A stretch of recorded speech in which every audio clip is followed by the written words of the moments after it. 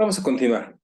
Bueno, entonces, a partir de esta idea, Marx sostiene que la acción social o la interacción social se instala precisamente a partir de esta idea del valor de cambio. ¿Sí? Lo social se instala en la dimensión del valor de cambio, pues el valor de uso hace referencia a la cualidad material de una cosa, mientras que el valor de cambio hace referencia a la cualidad social de la cosa. Es decir, esta cualidad social es lo que hace que las interacciones sociales se estén dando. Hemos dejado de interactuar de manera masiva, al menos lo que dice Marx y lo que sostiene la teoría crítica.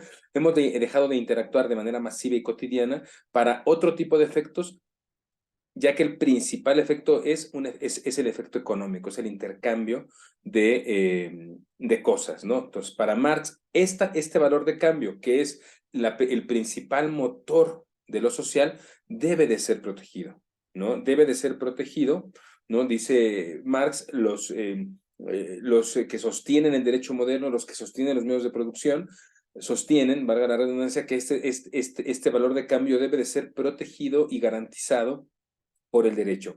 Y de esta manera el derecho civil, como yo les decía, no me acuerdo si ayer o en otro video, el derecho civil se comienza entonces a limitar, empieza a constreñirse casi en todo su cuerpo normativo, va dirigido precisamente a esto, ¿no? A proteger el valor de cambio, por lo que según él, esta rama, dice Marx, esta rama del derecho debe de analizarse o debe de revisarse de manera crítica desde la esfera económica. ¿Por qué? ¿Por qué tenemos que hacer esto con el derecho civil? Dice Marx. Y esto es interesante a partir de que ustedes están llevando también ahorita esta, me parece, esta asignatura de bienes y que podrían muy bien empezar a ver con estos ojos de Marx, más allá de que estemos o no de acuerdo con él, podremos ver un poco lo que está pensando Marx de esta área del derecho, ¿no? El derecho civil. ¿Por qué? Uno, porque gran parte del derecho civil se refiere a estas mercancías. Ahorita vamos a ver cuánto, por ejemplo, del Código Civil se refiere a temas de mercancías, ¿no?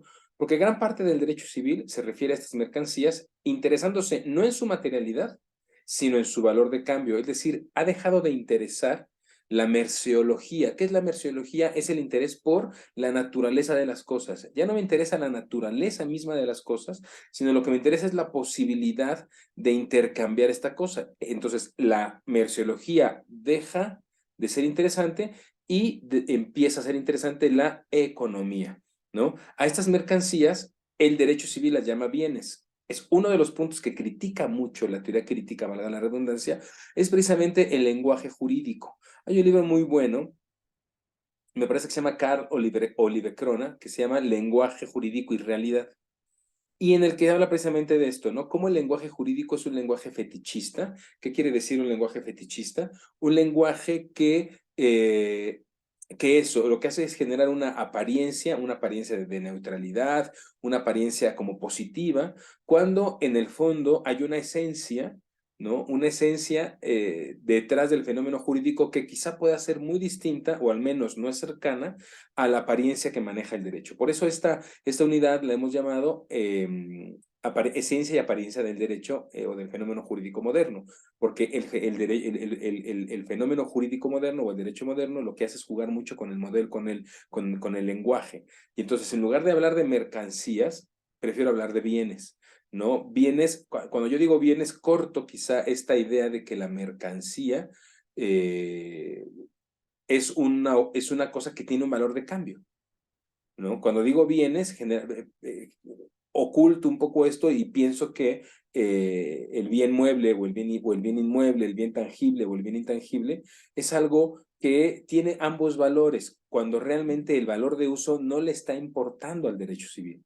Por eso hablamos de mercancías en la economía o en la sociología, porque lo que importa de la cosa no es lo que satisface, sino es la posibilidad de intercambiarlo. De hecho, lo más importante ni siquiera es, y esto lo vamos a ver más adelante, este liberalismo que se ha ido, de acuerdo a la teoría crítica, que se ha ido recrudeciendo, ya ni siquiera me interesa la equivalencia justa, sino lo que me interesa es la ganancia y la circulación de esta mercancía. Eso es lo más importante. Pero bueno, dice Marx, a estas mercancías el derecho civil las llama bienes y por lo tanto tenemos que analizar el derecho civil desde la economía. Existe la impresión de que el derecho civil se ocupa de estos bienes en tanto satisfacen necesidades del ser humano, que es lo que yo les decía. Cuando hablamos de bienes, pareciera que esto va dirigido a satisfacer necesidades, pero en la realidad, de lo que se está ocupando es de que los bienes son valores de cambio, ¿vale? Y de que las personas son portadores de mercancías. Ahorita podríamos quizá, y eso sería un buen ejercicio para ustedes, tomen el Código Civil de Coahuila. Ahorita vamos a ver un poquito algunos contenidos del Código Civil, y lo que van a ver, ¿no? Es que prácticamente la inmensa mayoría del contenido del Código Civil está relacionado con temas de mercancía o de bienes, ¿no? Ahorita vamos a ver cómo. Pero además, cuando habla de personas, ¿no? Es decir, cuando habla de los derechos de la persona, generalmente está casi todo enfocándose a cómo esta persona puede o no puede portar mercancías, ¿vale? Es decir, ¿cómo me hago yo portador de mercancías? Puede ser a través de un legado, puede ser a través de una herencia, puede ser a través de una donación, puede ser a través de contratos. Es decir, cuando habla de la persona, el Código Civil la ve desde esta dimensión, desde la dimensión de ser portador de mercancías. Y esto nos regresa una vez más a esta idea de que el ser humano no es un fin, sino es un medio, ¿no? Es decir, desde la teoría crítica, una vez más, se ve al derecho moderno como un cuerpo, como un cuerpo normativo construido por solamente un grupo de personas, ¿no? Una construcción concentrada de la norma, y en el que la inmensa mayoría de las personas únicamente tienen que obedecer lo que dice el derecho. Entonces, ese derecho no va dirigido a estas personas. Esas personas se convierten en medios para que las mercancías sigan circulando. Aquí viene la gran importancia de regular desde el derecho civil la economía. Se generan normas y reglas para que las mercancías circulen, para que no se detengan. Una mercancía que se detiene es una mercancía que no está cumpliendo el propósito del valor de cambio, que no está abonando precisamente a esta circulación de capital. Y por lo tanto, el propio derecho, incluso el propio derecho civil, encuentra fórmulas para que esto no suceda. Pensemos en un bien inmueble, ¿no? Cuando un bien inmueble no es, el propietario no ejerce posesión sobre ese bien inmueble, ¿no? Es decir, no tiene una conducta activa frente a esa mercancía, entonces encuentra un mecanismo para que esa mercancía se transmita a otras manos.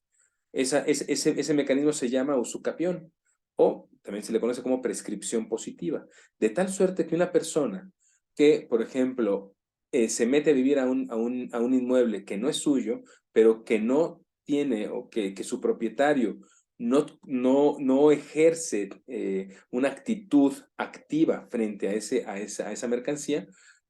Esto va cambiando de código a código, pero después de un periodo de tiempo de él ejercer esa actitud, esa persona que se metió sin tener derecho de propiedad, puede solicitar a un juez que le otorgue la propiedad de ese bien porque ha tenido, ¿no?, actos de posesión de esa mercancía o de ese inmueble. Fíjense qué interesante, es decir, lo que hace el derecho es garantizar que esa mercancía no se quede más de un número específico de años, a veces es 5, a veces 10. Hay ¿cómo se llama? Una tenencia, una posesión del bien inmueble negativa, otra positiva. Bueno, esto lo van a ver ustedes más adelante, ¿no? Pero hay un modelo jurídico que lo que permite o lo que hace es encontrar una manera de que esa mercancía, en este caso un bien inmueble, no se quede ahí sin circular, sin volver a transmitirse, ¿no? Cuando hablamos de herencias, cuando hablamos de contratos, cuando hablamos de contratos de compraventa, cuando hablamos de contratos de mutuo, cuando hablamos de legados, cuando hablamos de ese tipo de elementos que plantea el derecho civil, todo eso está enfocado en que un bien pase de unas manos a otras manos. Estoy regulando la manera en que la mercancía se va a mover. Incluso, como yo le decía, cuando la mercancía se quiere quedar quieta, no se mueve, encuentro formas jurídicas para hacerlas moverse a fuerza. Porque lo más importante es que circule, que circule, que circule la mercancía. Entonces, el derecho civil se encarga de regular los bienes, ¿no? Esa sería una pregunta, ¿no? Uno pensaría, no, es que los bienes es solamente una parte del derecho civil. En el derecho civil vemos derechos de la personalidad, en el derecho civil vemos temas de derechos de familia, ¿no? En el derecho civil vemos temas de bienes, ¿no? Pero la realidad es que cuando empezamos a desgranar el contenido de un código, todos estos derechos de la personalidad, todos estos temas de derecho familiar, generalmente tienen como columna vertebral, lo que yo les decía, la posibilidad de transmitir mercancías de unas manos a otras, ¿no? Y entonces uno diría, ¿qué es un bien? ¿Qué es un bien? Cuando dice el Código Civil que regula bienes, ¿qué es un bien? Bueno, las enciclopedias jurídicas, más o menos casi todas las que he podido yo revisar, ustedes lo pueden hacer también, dice que bien es todo aquello que posee un valor de cambio, un valor de intercambio, una posibilidad de intercambiarse, es decir, un bien es todo aquello que posee valor de cambio. Y si es algo que posee valor de cambio, entonces la palabra no fetichista, la palabra quizá correcta sería mercancía y no bien. Repito esto desde la teoría crítica del derecho, ¿no? Entonces, todo aquello que posee valor de cambio es un bien. Ergo, un bien es una mercancía. ¿Qué dice el artículo 1273 del Código Civil de Coahuila? Es bien todo lo que puede ser objeto de relaciones jurídicas patrimoniales, ¿vale? ¿Y qué es una relación jurídica patrimonial? Aquella que tiene por objeto la realización de una actividad de intercambio económico.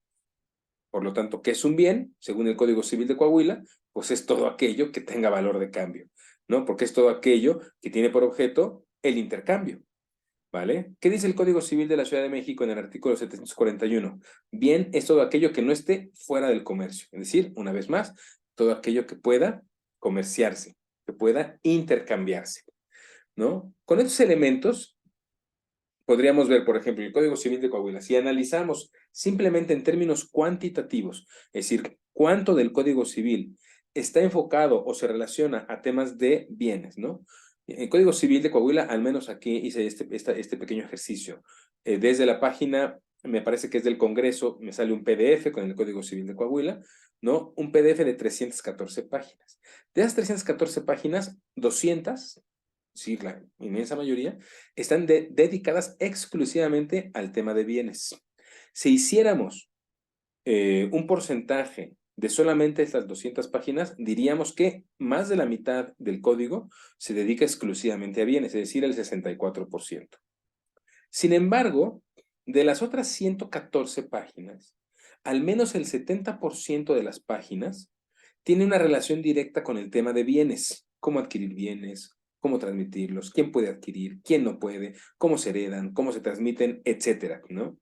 Entonces, tomando en cuenta lo anterior, yo tendría que sumar 200 páginas más el 70% de las otras 114, que es un estimado de 80 páginas más. Entonces, de 314, 280, realmente el número total que me salió fueron 283, ¿no?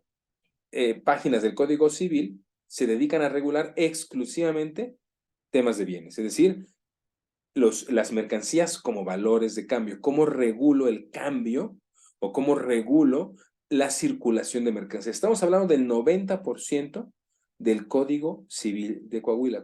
Y lo más seguro es que si yo hago esto con el Código Civil de la Ciudad de México, obtenga más o menos algo similar. Y si hago esto con el Código Civil de cualquier estado, lo más probable, es una hipótesis, es que obtenga algo similar. Y si hago esto con los códigos civiles de otro país de Latinoamérica o de Europa, yo creo que lo más probable es que obtenga algo similar, porque es precisamente esta posición lo que está criticando Marx, ¿no? Es decir, que los códigos civiles lo que han hecho es encargarse, o el derecho civil contemplado, acuerpado en el Código Civil, se están enfocando únicamente a regular los bienes en tanto valores de cambio. Están regulando cosas en tanto valores de cambio. Si regularan las cosas en tanto valor de uso y valor de cambio, entonces quizá podríamos hablar de bienes.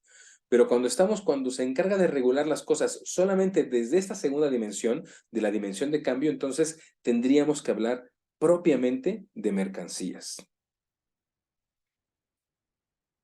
Bueno, por lo tanto, el derecho civil moderno, dice Marx, abandona el interés por la naturaleza de las cosas, lo que yo les decía, lo que estudia la merciología, ¿no?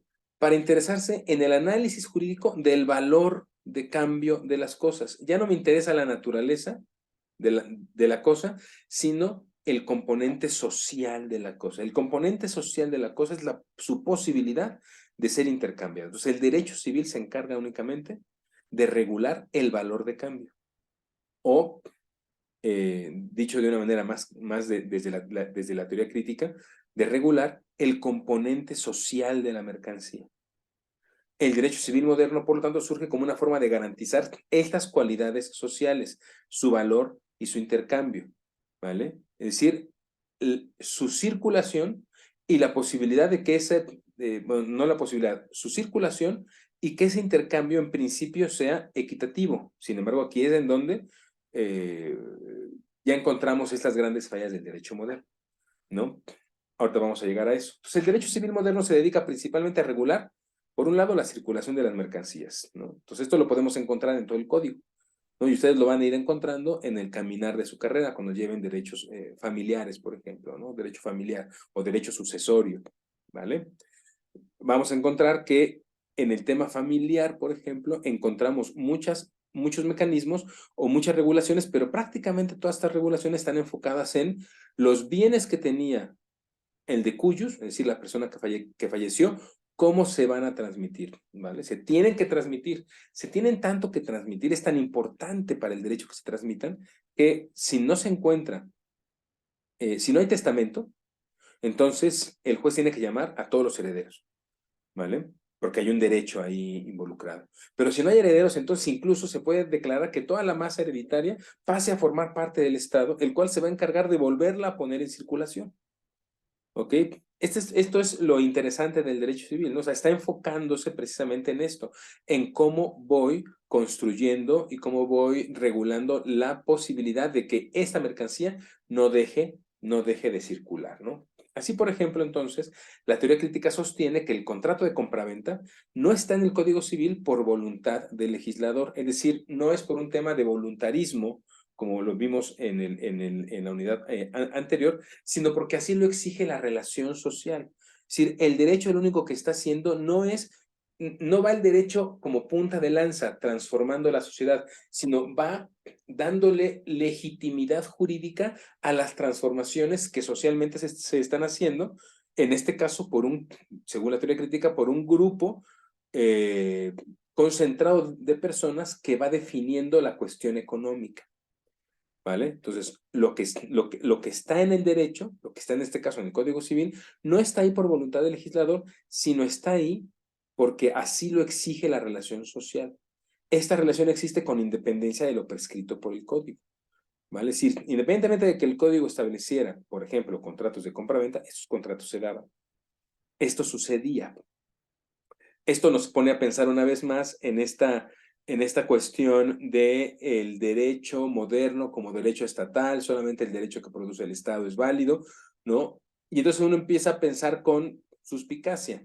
A ver, si el Estado lo que está haciendo es regulando o supeditándose, ¿no? Perdón, si el derecho lo que está haciendo es supeditarse a las relaciones sociales que tienen ciertos grupos sociales y se encarga únicamente de regular esto y de legitimar esto, el que yo establezca que solamente el derecho vale es el derecho del Estado, lo que hace es ponerme al Estado, a esta superestructura, como el gran defensor, como una estructura que defiende a ciertos grupos sociales frente a otros grupos sociales, ¿no?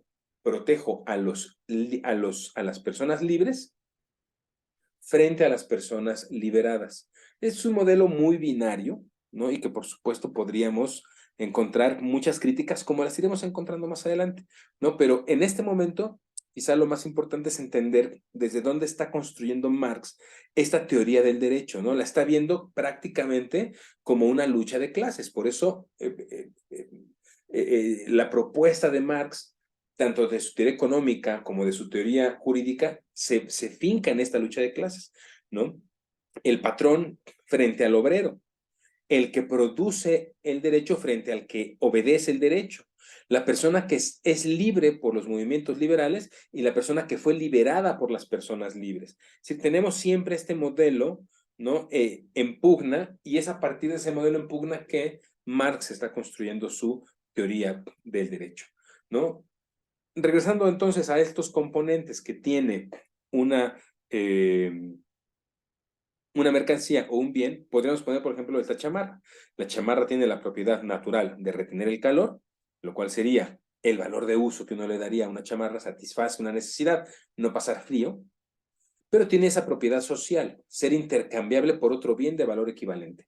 Y entonces aquí tenemos el segundo componente, ¿no? El primer componente que protege el derecho civil, o que regula el derecho civil, o que promueve el derecho civil, es la circulación de la mercancía, ¿vale? A nadie le sirve, ¿no?